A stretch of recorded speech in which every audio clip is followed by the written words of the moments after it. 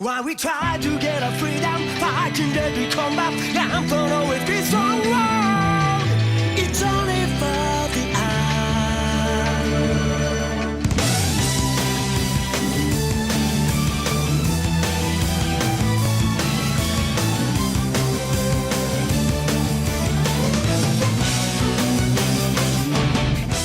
Before the Budokai series became a cornerstone of Dragon Ball gaming, before kids were throwing down as Goku and Frieza on worn-out controllers in their living rooms, it all started with one guy.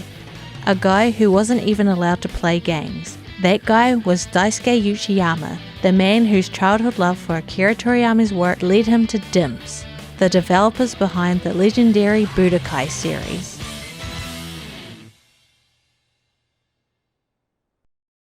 Budokai 1 released in 2002 on the PlayStation 2, and it was everything a fan could ask for at the time. It wasn't just a fighting game, it was a playable version of the anime, complete with dramatic cutscenes and iconic battles. Sure, it was clunky by today's standards, but back then, it was magic. The GameCube version arrived a year later, sporting cel-shaded graphics that gave it a more anime-accurate look. It was a sign of things to come, and the beginning of the series really finding its visual identity. Boot up the North American version of Dragon Ball Z Budokai and you're immediately hit with a jolt of pure nostalgia, a high energy anime style intro synced to Rock the Dragon. For fans who grew up watching DBZ on Toonami, this intro didn't just set the tone, it felt like a direct bridge between the show and the game. Now compare that to the PAL version. Instead of the stylized anime sequence, you're met with a repurposed cutscene montage built from in-game footage. It gets the job done, but lacks the flair, the pacing, and the raw hype. For European and Oceanic players, it's a nostalgic intro in its own right, but let's be honest, the North American version is just better. Budokai 1 isn't just telling the story of Dragon Ball Z, it's recreating it, and it does so with a surprising level of ambition. Rather than relying on static images or text boxes, the game delivers fully animated cutscenes that hit with real impact. For a 2002 release, it's impressive how fluid and cinematic these sequences are. Even with today's standards, some of these moments still hold up better than they have any right to. What really stands out is how expressive the characters are. Goku's intensity, Vegeta's ego, Piccolo's stoic resolve, it's all here, framed and animated in ways that respect Toriyama's original art. There's an energy to these scenes that you don't often see outside of the actual anime, and honestly, some of these moments still outclass cutscenes in later DBZ games, even those with technically superior hardware. For as strong as the animation is, the character models don't always match the same quality. They're instantly recognizable, sure, but look closer and things start to unravel. The designs lean heavily into rounded, smoothed over edges that soften the character's sharper, more defined anime looks. Also, proportions sometimes veer into awkward territory. It's stylized, but not always in a flattering way. Visual effects also take a hit. Ki blasts lack the vibrant energy you'd expect. Auras look muted, and special attacks that should light up the screen end up feeling very underwhelming.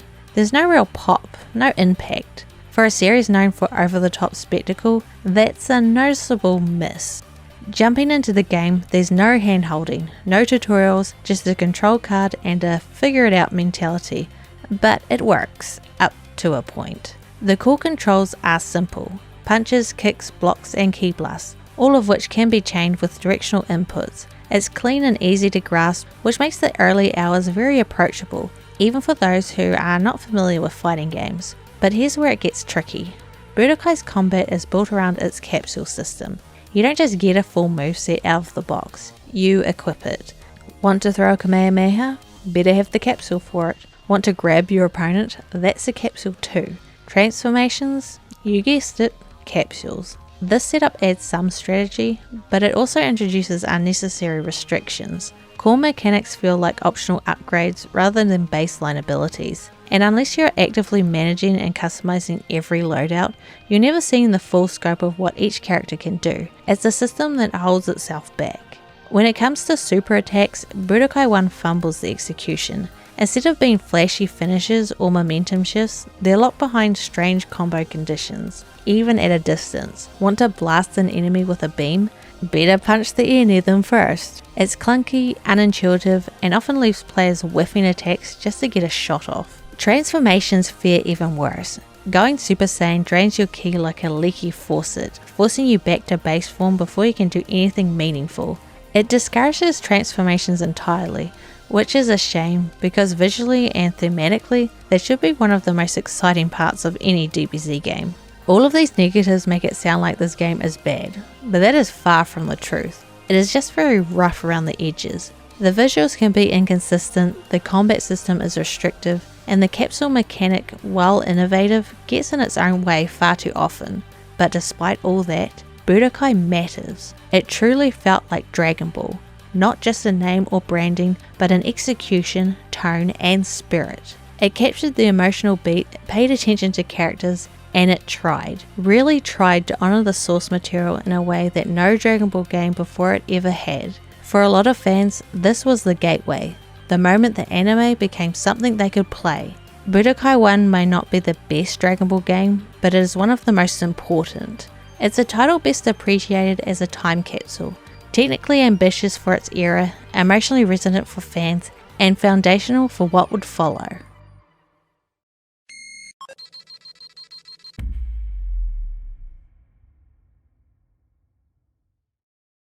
Following the groundwork laid by its predecessor, Dragon Ball Z Budokai 2 was once again developed by DIMS and initially launched for the PlayStation 2 in 2003.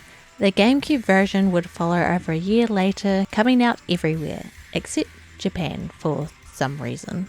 This staggered release gave the developers time to polish and enhance several aspects of the GameCube version, including improved visuals, expanded difficulty settings, and some bonus costumes. Though not a full overhaul, the GameCube edition offered just enough refinement to make its mark, especially for players who skipped the PS2 version. But regardless of the platform, Budokai 2 represented a crucial second step for the series, one that expanded on the original's core ideas while pushing closer towards the anime's visuals and mechanical potential. The most obvious and striking upgrade in Budokai 2 lies in its graphics. While the original Budokai dabbled in cel shading for its GameCube port, the technique felt like a bit of an awkward afterthought. Budokai 2, on the other hand, fully embraced the stylized look with a technique DIMPS dubbed Dragon Shading, essentially a layered toon shading method that applies thick anime-style outline meshes over character models. The difference is night and day. Characters really look like their anime counterparts, with crisp edges and vivid colours. Energy effects received the overhaul they desperately needed. Ki blasts are now bright and saturated. The minimalistic stage design actually works to the game's benefit, keeping characters at the forefront without cluttering the screen. Stages like the snowy mountains even incorporate subtle environmental effects like falling snow, further selling the atmosphere in a way that feels charmingly ambitious for its time. One of the most welcome additions in Budokai 2 is an actual tutorial. Gone is the trial by fire approach of the first game. In its place, training sessions led by other Z fighters that walk players through each core mechanic in digestible chunks. New players get a structured foundation, while veterans benefit from the chance to sharpen fundamentals. At a glance, Budokai 2 retains the same gameplay as its predecessor, basic combos, ki blasts and guarding, but subtle tweaks make a big difference. One of the best upgrades, grapples are no longer locked behind the capsule system.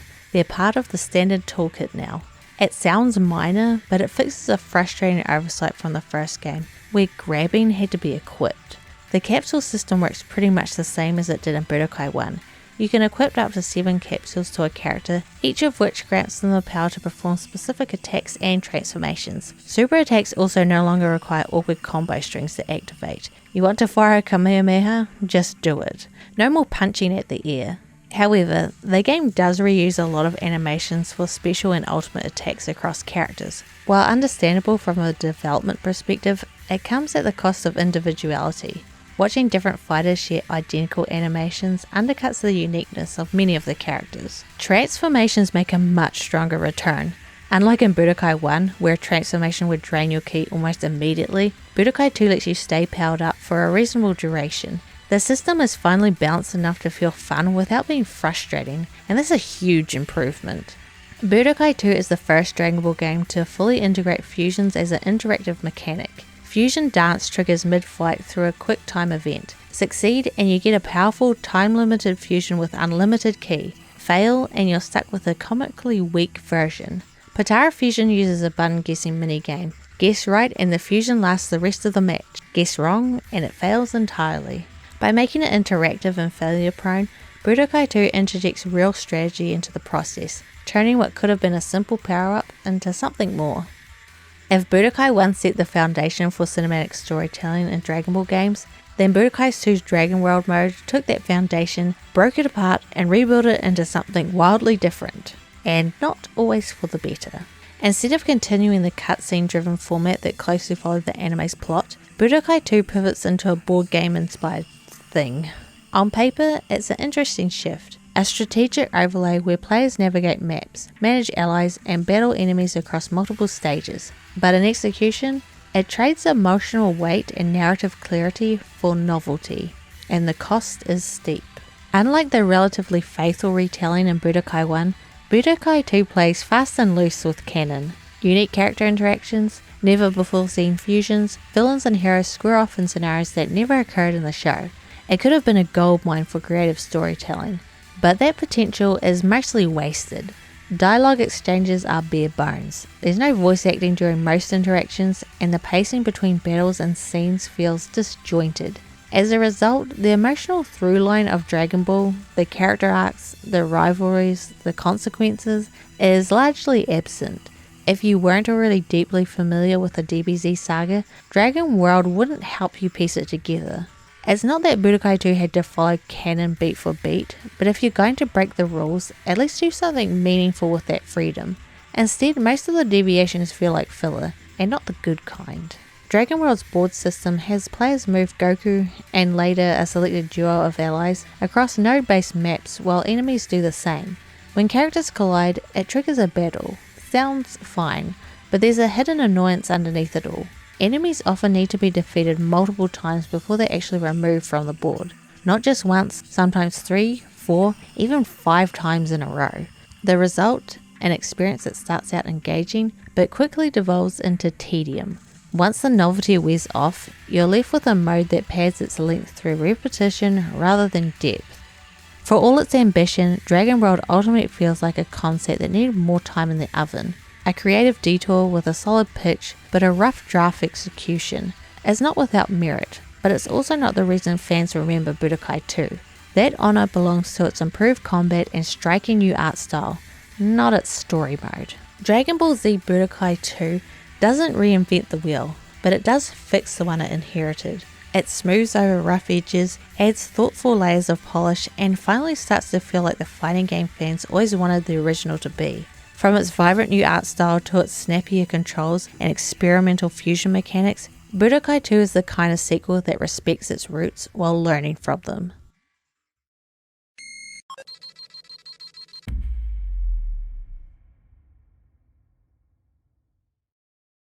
Released in 2004 for the PlayStation 2, Dragon Ball Z Budokai 3 is the third entry in DIMS's Budokai fighting game trilogy, and serves as the culmination of the technical and design advancements established across the first 2 titles. While Budokai 1 laid the foundation for the series' combat system, and Budokai 2 introduced more stylized visual elements and mechanical experimentation, Budokai 3 integrates and refines these systems into a cohesive, polished fighting experience. The development team at DIMS continued evolving the visual presentation first established with Budokai 2's dragon shading. In Budokai 3, this technique was further refined by implementing highlight layers, notably white specular highlights on character models. These highlights contribute to a more vibrant and dynamic cel-shaded aesthetic, enhancing the visuals of the characters and allowing them to really pop. Where Budokai 1 was more grounded and used flatter lighting, and Budokai 2 began to shift towards stylization, Budokai 3 pushed that visual identity to its apex on the PlayStation 2 hardware, combining stylized character rendering with crisp outlines and fluid animations. At its core, Budokai 3 remains a 2.5D fighter using a side-on perspective, but it expands combat depth through being able to shift between 3D planes. You can dynamically dodge, strafe, and sidestep around the battlefield. This system, first introduced in Budokai 1, has been polished to offer greater control and responsiveness. Teleportation is also expanded. Players can now walk behind opponents during attacks, and cancel the follow-up knockback with a well-timed guard input, known as teleport cancelling by the community. It remains ambiguous whether this is an intended design element or an emergent mechanic, but its execution is demanding and adds a high skill ceiling for advanced play. As with the previous entries, Budokai 3's combat is built on the shared control scheme of punch, kick, guard, throw and ki blast. However, the complexity emerges through the character-specific combo strings. Characters now have more expressive and diverse combo routes, many of which are faithful recreations of their fighting styles from the anime and manga. One of the most impactful mechanics is the charge cancelling, a technique also possible in the early games but significantly more useful in Budokai 3. Certain chargeable attacks can be cancelled mid-animation to expand or reset combo strings, allowing skilled players to chain together long custom combos. It's not tutorialized, but it's clearly preserved by design, adding layers for players willing to dig deep. New to Budokai 3 is Hyper Mode, a temporary power-up state that enables Dragon Rush, a multi-phase quick-time event where success depends on rock paper scissors style inputs. While cinematic and flashy, Dragon Rush can disrupt pacing and has drawn criticism for interjecting randomness into high-stake exchanges. Casual players may enjoy the spectacle, but it often feels intrusive during serious matches. The main mode in Dragon Ball Z Budokai 3 is Dragon Universe, a semi-open world campaign that serves as the game's primary story mode.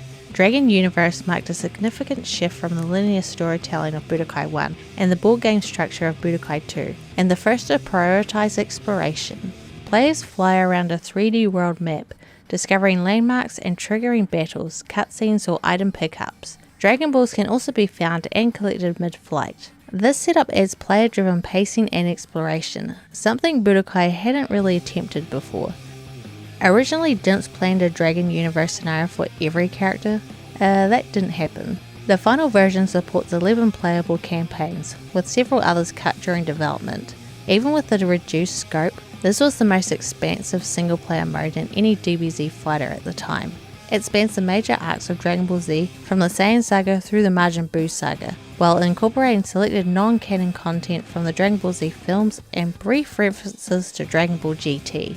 Fights are an experience, which lets players level up and allocate stat points across custom attributes. Combined with the capsule system, this gave players control over character builds. Once you start collecting Dragon Balls and unlocking gear like the breakthrough capsules, the progression shifts into full power fantasy territory. One of Dragon Universe's most compelling aspects is the replayability with maxed out or fully customized characters. The leveling system, capsule customization, and wish mechanics create a unique power fantasy loop that rewards players. Commercially, the Budokai trilogy was a massive hit. Over 7 million units sold worldwide, 1.5 million in Japan alone. The original game shipped 3 times just to cover pre-orders. Timing played a huge role. The series launched in the West during Dragon Ball Z's peak TV popularity, and fans were ready for a fighter that finally felt character accurate. Budokai 3 was designed as the team's definitive statement, a culmination of 3 years of iterative development and passion. According to Uchiyama, the plan from the outset was to end the trilogy with the 3rd game. The team feared that pushing beyond their original vision could dilute the creative energy and lead the series down the path of stagnation, a common fate for long-running franchises. And so, Budokai 3 was widely received as the final chapter, a triumphant send-off that left nothing on the table. But despite the team's intentions to close the book with Budokai 3, the Budokai name would live on.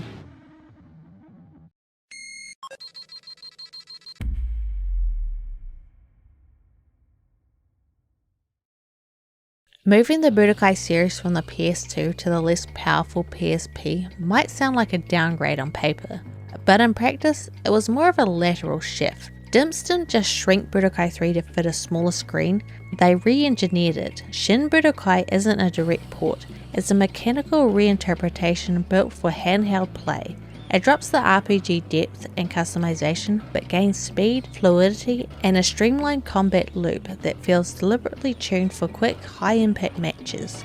Shin Budokai leans into cel shading, which scales well on the PSP. Character models are crisp with bold outlines and vibrant colours that pop against simplistic environments. Facial animations were cut, likely for performance, but combat animation is fast, clean and responsive. Fighters feel lighter and more agile than in any previous Budokai entry. Fights still play out in 2.5D plane, but key mechanics were overhauled. Capsule loadouts are gone. Each character has a fixed moveset tied to their transformation state. The result is less pre-fight prep and more emphasis on raw execution. The biggest addition is Aura Burst, a state boosting mobility, enabling aura dashes and unlocking rapid attack strings. It shifts the game's tempo drastically, prioritizing pressure and positional control. Transformations now require just 4 key bars and are selected pre-match. It's faster, but also flattens the power curve. Every form costs the same, reducing incentive to pick weaker transformations. Defensively, chip damage is now fully applied as recoverable health. Block, disengage, and you can recover. Stay in pressure and you'll bleed out. It's a smart risk-reward loop that rewards movement over turtling. Cinematic flourishes like Dragon Rush are gone. Supers and ultimates are faster and less disruptive, keeping matches flowing. The end result is a more arcade-like fighter, lean, aggressive, and tuned for short, high-impact sessions, perfect for a handheld title. Dragon Road is the core single-player experience in Dragon Ball Z Shin Budokai, a focused, fast-moving campaign that trades depth for momentum.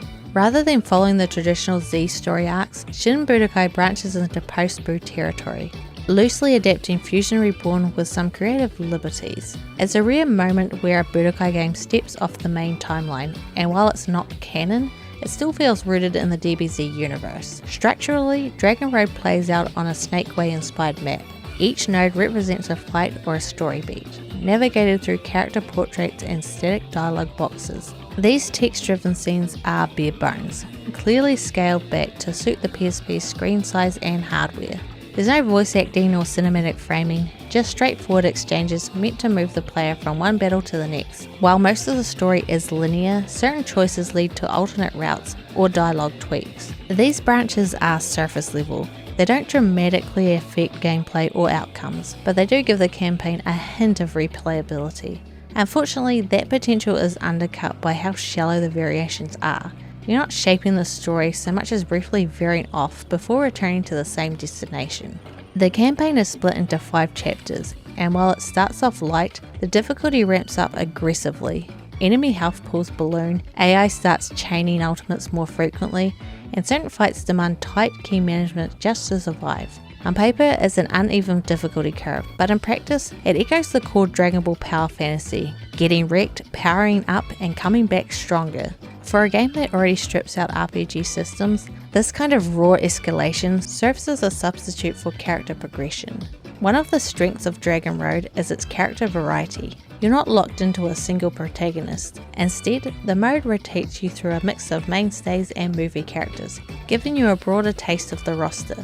This variety helps break up the repetition, though the writing rarely capitalizes on it. Interactions are functional at best. Static portraits, generic lines, and not much emotional range is enough to set the stage for each fight, but never enough to elevate the story beyond being a delivery system for combat. Shin Budokai is less of a sequel and more of a remix. It strips down the Budokai formula to its core elements, speed, impact, and mechanical clarity, and reshapes them for handheld play. Dragon Road mirrors that approach. It's streamlined, efficient, and technically competent, but despite these technical refinements, the game's shift to the PSP came at a cost, both in narrative depth and commercial performance. With worldwide sales totaling approximately 415,000 units, Shin Budokai marked a commercial downturn for the Budokai series. While not a failure by handheld standards, it signaled the end of the franchise's peak era of success.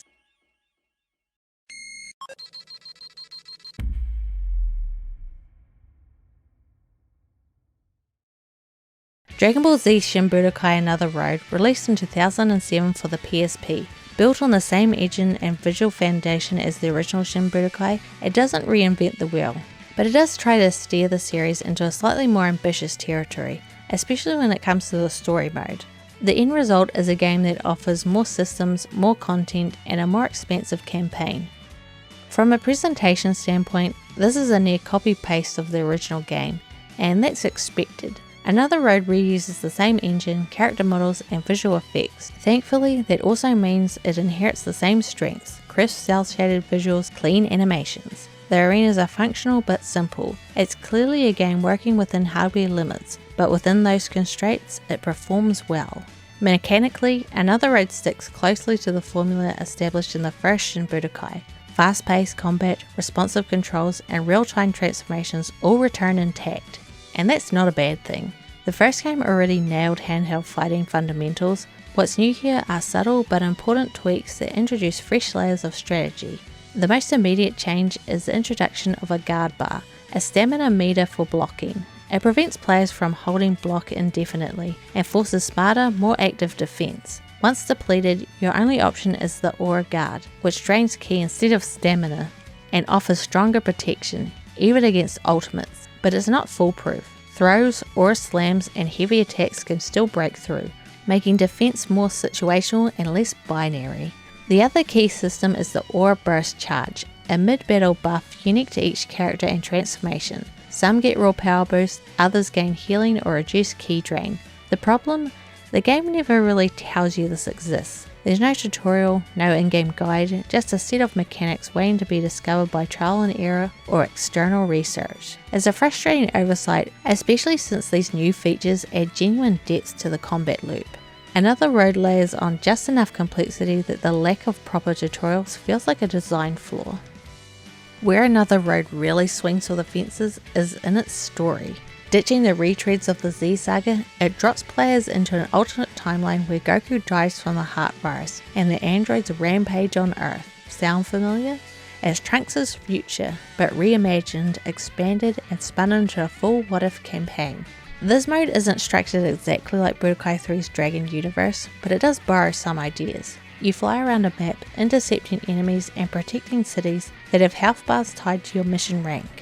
Leave them alone too long and they take damage, forcing you to make real-time decisions about where to go and who to fight. It adds some tension early on, but eventually settles into a repetitive loop. Objectives repeat, enemies respawn with slightly tweaked stats, and late game missions feel like remixed versions of earlier ones. It's a system that starts off strong but loses steam the deeper you go. The narrative itself has potential. Alternate versions of familiar characters, surprising alliances, and a fresh perspective through Trunks, but the actual storytelling is still delivered via static portraits and brief text. Like Shin Budokai, it's efficient but really impactful.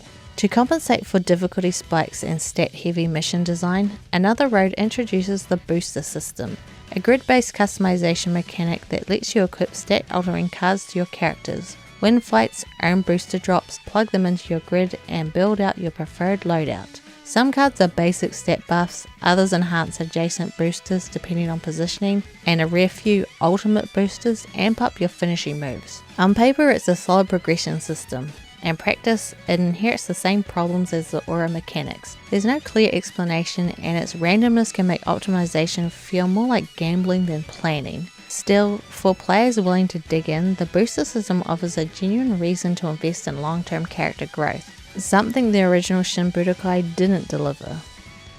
Shin Budokai Another Road is a game with small but smart upgrades. The guard mechanics, aura burst buffs, and booster system all point to a developer trying to push the handheld Budokai formula forward, and in many ways they succeed. The core combat still feels great, and the added complexity gives returning players more to chew on. But for all its improvements, the game stumbles in delivering them. A lack of tutorials, repetitive mission design, and the shallow storytelling hold it back from fully realizing its ambitions. And commercially, the market responded accordingly. Released during the peak of the Budokai Tenkaichi series dominance, it was largely overlooked, and eventually forgotten.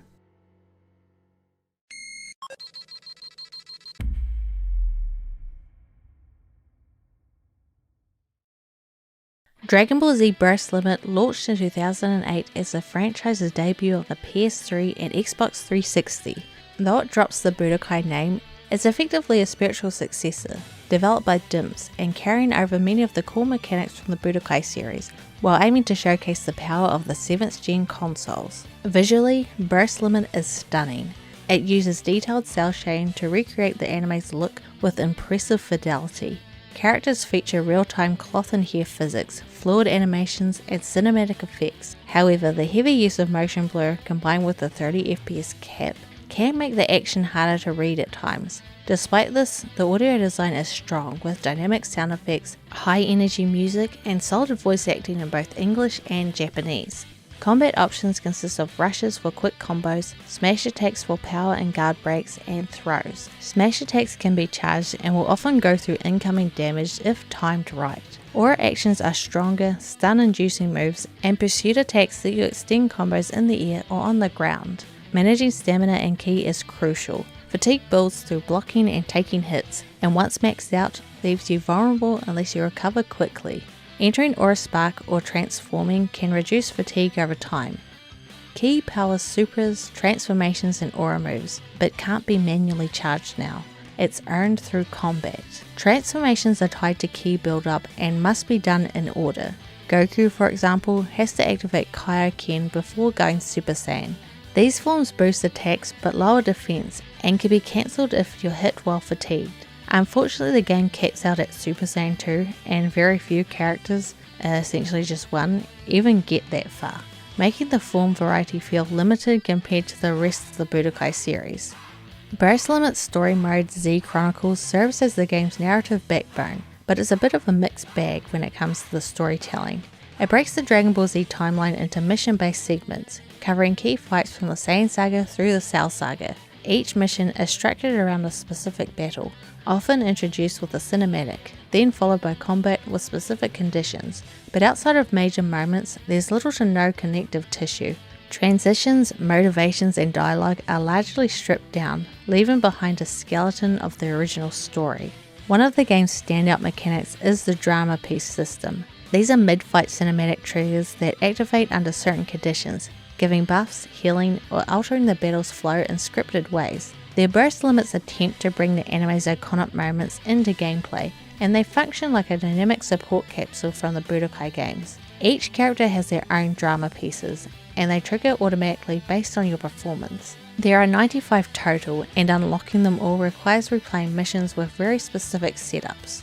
You can't turn drama pieces off during the story mode, which might frustrate players who prefer clean, uninterrupted combat, but they're central to how the game conveys its story. Without them, there'll be almost no narrative framing at all. Content-wise, Z Chronicles ends with Gohan's father-son Kamehameha against Cell. There is no Buu Saga. A handful of bonus what-if scenarios are included, but they're not very substantial. Compared to Budokai 3's full timeline and open-ended approach, Burst Limit's story mode feels cut short, both in scope and execution. That's the real issue with Z Chronicles. What's here is good. The cutscenes are top tier, well directed, beautifully animated, and emotionally charged, but it's only a fraction of the story fans expected. It doesn't feel like a design failure so much as a victim of time and resource constraints. There's obvious care in what exists, but too much was left on the cutting room floor.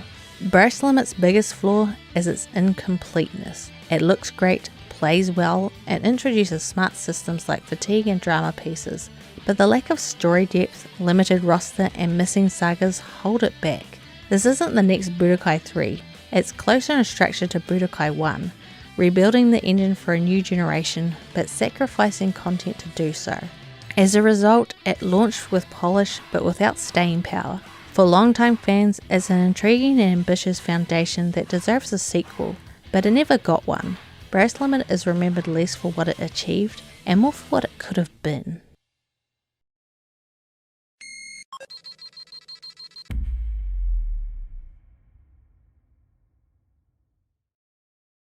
Dragon Ball Z Infinite World is one of the most overlooked entries in the franchise, and ironically one of its most mechanically refined. Released in late 2008 for the PlayStation 2, it came out well after the spotlight had moved on. By this point, the PlayStation 3 and Xbox 360 were in full swing, and Burst Limit had already debuted on newer hardware earlier that year. Infinite World felt like it was made for fans who hadn't moved on yet, those still holding on to their PS2s and looking for a proper successor to Budokai 3. But with almost no marketing, franchise fatigue setting in, and a release date that made it feel like an afterthought, The game was quietly buried.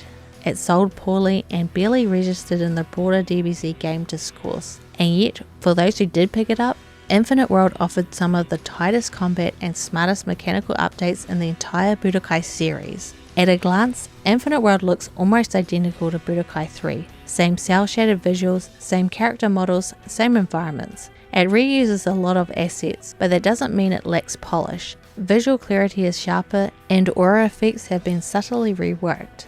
It's a small touch, but one that improves visual distinction between forms and tightens the game's overall readability. New characters introduced in Infinite World like Janemba and Super 17 don't just get slapped together with existing animations. They come with new movesets and updated animation timing that feels more aggressive, with improved hit reactions and stronger impact feedback. Attacks feel heavier, faster and more immediate, especially with the added camera shake and better timing windows. It's the same art direction as Budokai 3, just with more punch packed into every frame. Gameplay is where Infinite World really stands apart. It's not just Budokai 3.5, even if it feels like it at first. Underneath the familiar systems is a restructured and more demanding combat engine that takes the best from the Budokai trilogy and mixes in some of the faster, more refined ideas from the Shin Budokai handheld games. The biggest change is the implementation of the fatigue system. Every action, teleports, dashes, attacks, even charging adds to the fatigue bar. Fill it up and your character is left wide open, completely vulnerable. It's a simple system that adds a lot of depth. You can't just mash teleports anymore. You can't blindly spam supers or dodge around endlessly. Now there's a real cost to every action, and managing fatigue becomes just as important as managing ki. There's no way to manually reduce fatigue either, so overcommitting means risking a full combo punish, or worse. Then there's the reworked capsule system. Instead of a fully open-ended slot system from Budokai 2 and 3, Infinite World introduces slot types, 1 for ultimates, 2 for supers, and 1 for items, and 4 for abilities. At first it seems restrictive, but it actually streamlines loadouts. High-level capsules now auto-include lower transformations. Equipping Super Saiyan 3 also gives you access to 1 and 2 without extra cost. It cuts the bloat and frees you up to build around utility, support, or more powerful supers without compromising your core transformation path. Gameplay itself is faster and tighter. Input buffering is stricter, the timing windows are leaner, even simple combos feel more satisfying because the movement is more responsive. Defensive tools like just guards and teleport counters are still here, but they now require more precise timing, and since the area is more reaction based and aggressive, the game forces you to engage with its full toolset. You can't coast on one strategy anymore. Infinite World demands technical skill and smart play. Infinite World's story mode Dragon Mission takes place on the world map, where you navigate as Goku between mission points that trigger battles, cutscenes or minigames.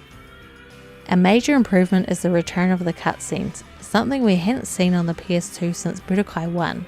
These scenes, especially in the Buu saga, add cinematic framing and tie fights more directly into the narrative. The story spans the major Z arcs, GT and some another story non-canon missions. Z-era content gets the most attention, while GT and movie segments feel rushed and underdeveloped. Before each mission, you can adjust difficulty and edit capsule loadout, letting you prep tactically. Mission types vary: standard fights, survival, and minigames. These deviations help with pacing, but do lack depth. After beating the story as Goku, you unlock Fighter's Road, a high difficulty gauntlet designed to test mechanical skill. AI is aggressive and systems like fatigue and just guard matter more here than anywhere else in the game. You'll need smart capsule builds, tight execution and real resource management to win. This mode rewards mastery with big Zenny payouts and rare capsules, extending the game's life and offering some of the most technical fights in the Budokai series. Infinite World offers the most mechanically refined combat system in the Budokai lineage. The addition of the fatigue mechanic, revamped capsule system, and enhanced visual feedback elevates it beyond a simple rehash, making it the definitive technical expression of the series' 2.5D fighting engine. Unfortunately, despite its gameplay advancements, Infinite World was released at a time when attention had already shifted to the 7th generation of consoles. Its low commercial performance and limited visibility meant that few players experienced what may have been the most competitive and execution-focused Dragon Ball Z title of the PlayStation 2 era. As the final chapter in the Budokai saga, it quietly marked the end of a much beloved series.